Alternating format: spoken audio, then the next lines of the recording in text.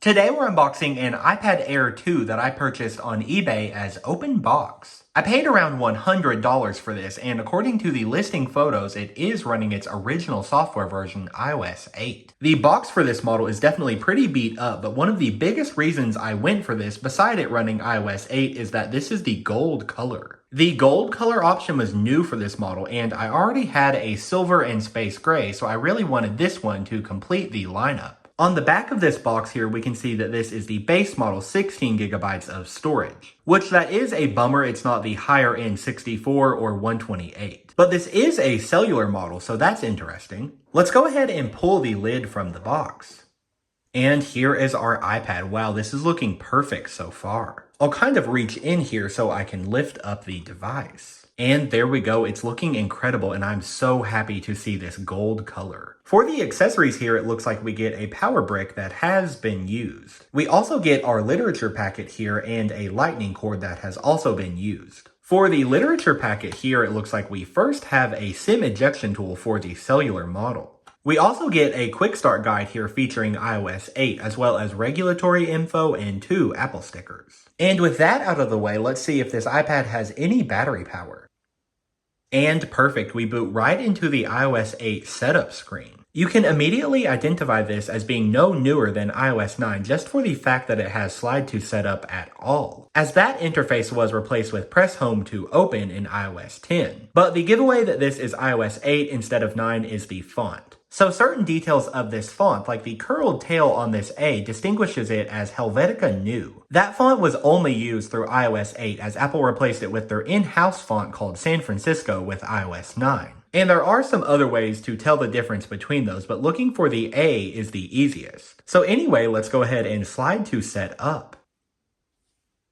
And there we go, we are met with the iOS 8 home screen. Let's first get disconnected from Wi-Fi, and then I will jump into settings so we can check out which version. And perfect, it looks like we have iOS 8.1 here, so the very first version available for this iPad. So that's awesome. I really prefer the earlier versions of iOS 8 as they still use this red music icon. That was changed to a white icon in iOS 8.4 with the release of Apple Music. So now I'll take a second to get this iPad all cleaned up, then I'll get some content installed. And then we can take a closer look at it. Okay, well I've now got the iPad Air 2 all set up how I like. I got some music synced to it as well as some apps downloaded from the App Store. Currently, iOS 8 is the oldest version where the App Store still works, so it's really cool that I was able to download these apps natively. You do have to jump through just a few hoops to get signed in though. So first go into the App Store and head to the Purchase tab. Then just log in with your Apple ID and password normally. At first it will tell you that your password is incorrect, but it will then send a 6-digit security code to your other devices. You then just sign in one more time, but put that 6-digit security code at the end of your password. And by going through that process, you are able to download older versions of apps that are still compatible with iOS 8. So I just got a few classic games here like Candy Crush, Temple Run, and Grand Theft Auto. I didn't have a ton of space to work with since this device is only 16 gigabytes, and I did want to save some space for music. But anyway, I also checked the battery health on this device, and it turns out it only has one cycle with over 100% as the maximum capacity. So yeah, really cool stuff. This device definitely does check out to be completely open box. Let's go ahead and get into the history of the iPad Air 2 now. So this model was released in October of 2014 alongside the iPad Mini 3. The Mini 3 was a notoriously terrible year-over-year upgrade, but the iPad Air 2 was a really fantastic one. So compared to the first generation iPad Air that launched just 1 year back in 2013, the Air 2 made upgrades in really every category. So first off, and most obviously, the thinness. The Air 2 is now 19% thinner than the original. It measures in at 6.1 millimeters thick, while the original Air was 7.5.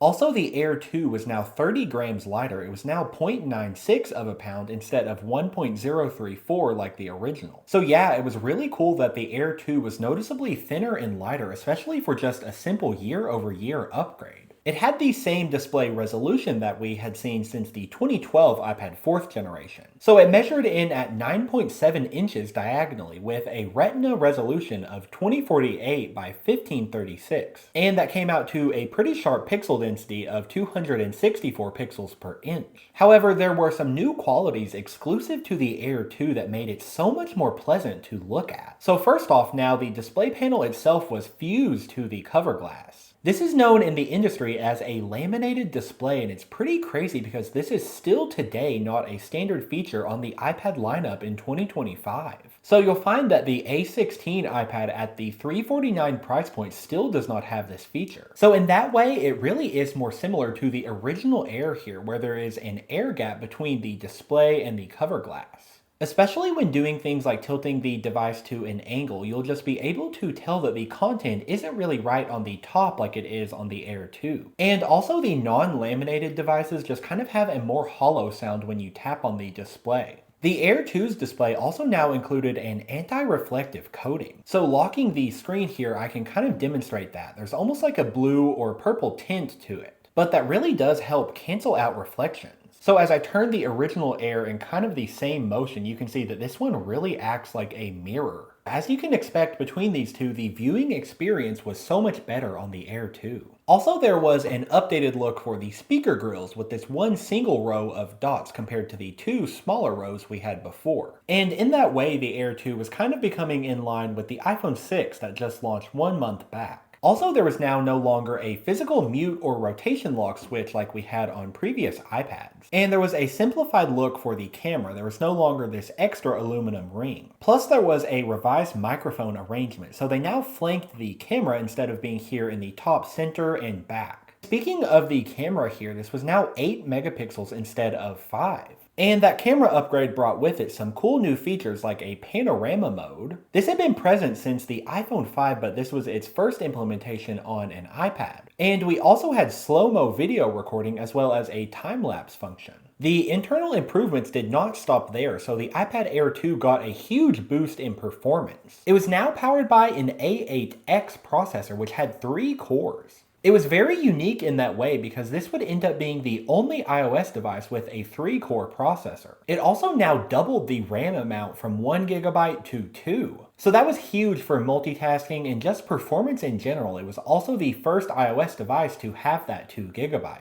And as you can expect, the specs on this iPad really future-proofed it. It ended up receiving major software support through iOS 15 in 2021. So if you're counting, this device supported 8 major versions. And it's important to note that iOS 15 is still receiving security updates even here in 2025, so if you have one of these that has been updated, it's really still pretty usable. Another really nice additional feature for the iPad Air 2 was the Touch ID fingerprint sensor on the home button. That feature started back on the 2013 iPhone 5S, although it was not present on that year's iPad with the original Air or the Mini 2. So for a year that was an iPhone exclusive feature, and it was really nice to finally have it on the iPad. Let's go into settings so we can check out the setup process for that feature. So it's really simple, just resting and removing your finger from the sensor repeatedly. And once that is done, you also have to set a passcode as a backup. I believe you could add up to 5 fingerprints, and you could also rename them here in settings to keep better track of them. So now let's take a look at how quickly the device unlocks using Touch ID. And yeah, as you can see, it works almost instantaneously. To this day, I know some people kind of miss Touch ID because in some ways it is faster than Face ID. This was not necessarily the second generation Touch ID sensor that would come on the 2015 iPhone 6s, but it still operated really quickly.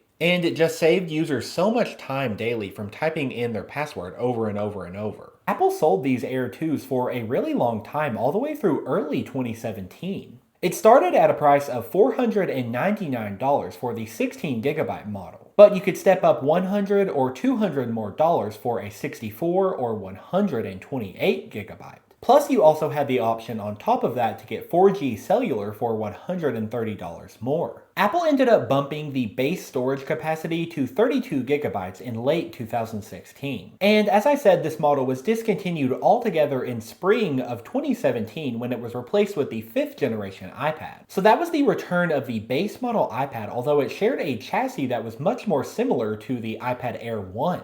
And in doing that, it did take a step back in terms of the display quality. But now let's turn our attention to iOS 8 on this iPad specifically. So understandably, this was not a huge upgrade over iOS 7, as that version had just brought the full redesign. But we still had some new stuff going on, so the iBooks app as well as podcasts were now included by default. There was also a new tips app here, which basically just gave you tips on how to do different things and use the UI. Also in the multitasking interface, you would now receive your recent contacts across the top row for quick access to them. Plus, you now had continuity and handoff, which worked great with other iOS devices as well as Mac OS X. Those just allowed you to start doing something on one device and then finish it on the other. Also, I want to touch on this before I forget, but there were some really cool multitasking gestures for iPads. These started back in iOS 5 and they're actually still present today. So you can swipe up with 4 fingers to access multitasking. If you are in an application, you can pinch the whole screen with 5 fingers to go back home. And if you are in an application and you want to go back to your previous ones, you can just swipe the whole screen with 4 fingers.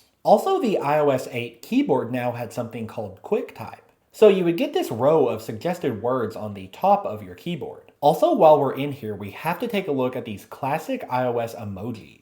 These are just so nostalgic to me. I feel like they have a lot of depth to them, like in the newer iOS versions they've been flattened more. Also, the notification center in iOS 8 was a little bit different, so you had some more options to add widgets here. And in the Photos app, there was now a recently deleted folder. There was also a slight tweak to the control center's appearance, so it was just easier to see when something was turned on versus off in this one. One downfall of iOS 8, especially on iPads, was the lack of any really powerful multitasking. Thankfully, we ended up receiving some cool features for that in iOS 9, which was very fitting since that version launched on the iPad Pro. So that was when we got the slide over and split view multitasking. So I wanted to show off Siri here with iOS 8, but it appears to be giving me this issue. So I'm not sure if this is just unique to me, maybe something with my Wi-Fi, or if there is really an issue with Siri on iOS 8. So leave me a comment below if you have an iOS 8 device. Tell me if Siri is working for you. We'll also go in here to settings to check out the default wallpapers for iOS 8. So I always say that the iOS 8 wallpapers are my favorite of all time. And yeah, I definitely have to stand by that. There are just so many here to choose from. I'm pretty sure there are over 40 images here. We had some new choices here for iOS 8, so the snowy mountain with the space background was the default. We also had the snow-covered trees, which I really enjoy. Another snow-themed choice here, as well as this water image. This one was used for the iOS 8 betas. Some of these flower choices were used in marketing for the iPhone 6. And aside from the new choices for iOS 8, we also had a ton of carryovers from iOS 7. So different like abstract choices as well as even more nature-themed ones. For this iPad's wallpaper here, I think I'm going to go with the snow-covered trees. I just think this looks especially crisp with the gold color. So yeah, that pretty much concludes my look at this gold iPad Air 2 running iOS 8.1. I'm especially glad to finally have one of these in the gold color option, just because these are really hard to find, and I already have a space gray one in my collection here as well as a silver one. So yeah, be sure to leave me a comment below with your thoughts on this device and get subscribed for more legacy iOS device content. Thank you guys so much for watching, and I'll see you all in the next one.